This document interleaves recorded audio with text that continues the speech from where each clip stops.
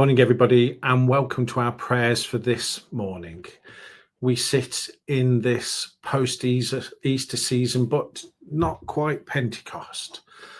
And so for these next few weeks, we're going to sit here and just see where God calls us. So wherever you are, welcome. And we just pause before Christine leads us in this morning's prayer.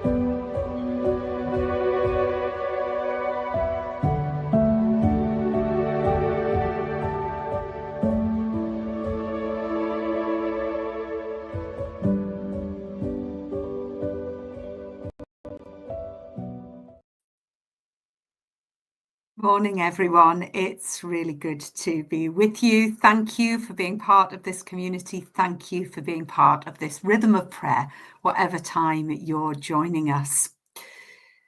We're gathering in this Easter season. The Easter season is a season of new starts, new life. And each morning as we gather, it's a new start to our day, a chance to be together, to worship God, come before God in prayer, open ourselves up to God's Spirit and find out what it is that God requires of us this day. So we're revisiting the resurrection accounts, the Easter Day accounts in our morning and our evening prayers for these next few weeks. And at the beginning of our morning prayers this new day, we're bringing to mind the story of the first Easter morning. And we're looking at the Gospel writer John's account. If you want to spend a bit of time during the day looking at that yourself, you'll find it in John chapter 20. So I'm going to invite you to join Mary Magdalene. She was one of the first followers of Jesus. After Jesus' death on the cross on Good Friday, two of Jesus' secret disciples in John's Gospel, Joseph of Arimathea and Nicodemus, they ask Pilate for Jesus' body. The two men prepare it for burial in this account and they place it in a new tomb. John tells us that Mary goes to the garden early on that third day. On the first day of the week, she arrives and she finds the tomb empty.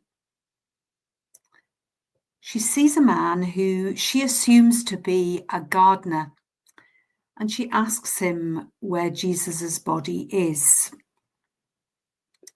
In the exchange that takes place between Mary and who she assumes to be the gardener, the man uses her name. And as he does, she immediately recognizes the voice of Jesus. God has raised him from the dead as Jesus promised in his teaching, and his voice both reassures her of his presence, but also he's clear about the task that he has planned for her in the day ahead. In this encounter, Jesus asks of Mary, "Why are you crying?" He cares about her and all that concerns her. So as you come this morning, know that Jesus cares about you, cares about what's on your mind at the start of this day.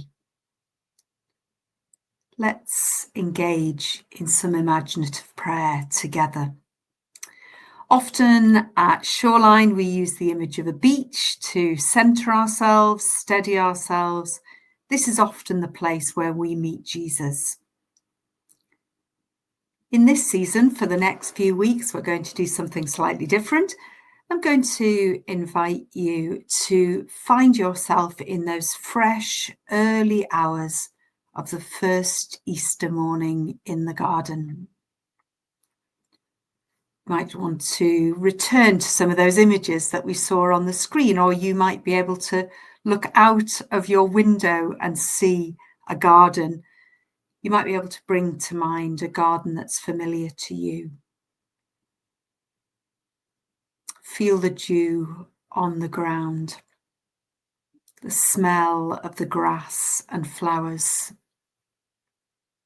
Maybe you can sense the temperature.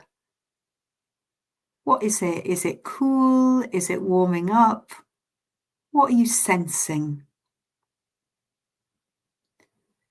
When Mary came to the garden that first morning, she brought with her a sense of loss, confusion, disbelief, sense of uncertainty about the future.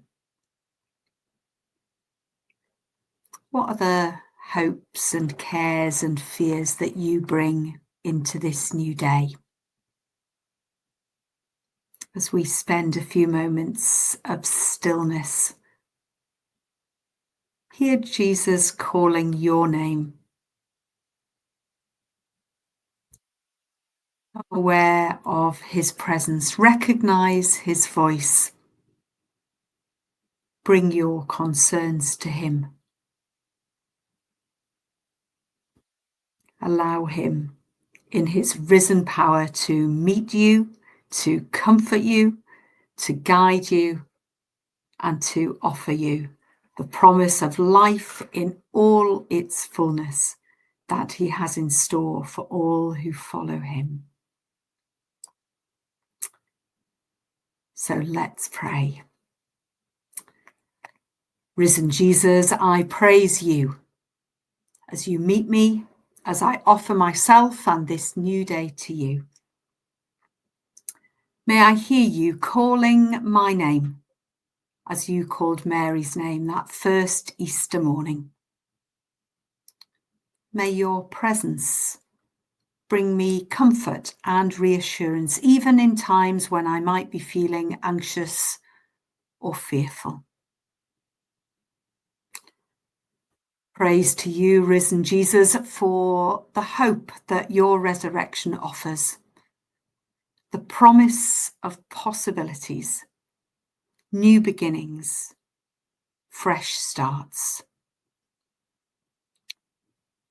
Assured of your forgiveness for the things in my past that I regret, may today be a new start in my discipleship. May my day and all the encounters that lie before me be sustained and informed by my relationship with you.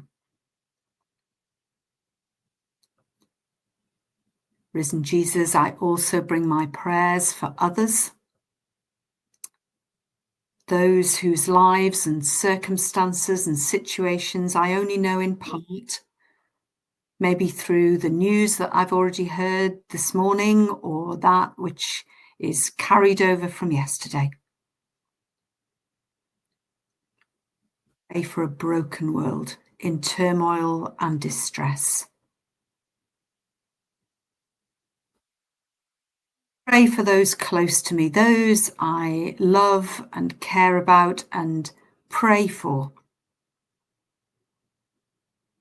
And I pray for myself, for all I'm going through, the relationships and the work that you have planned for me today.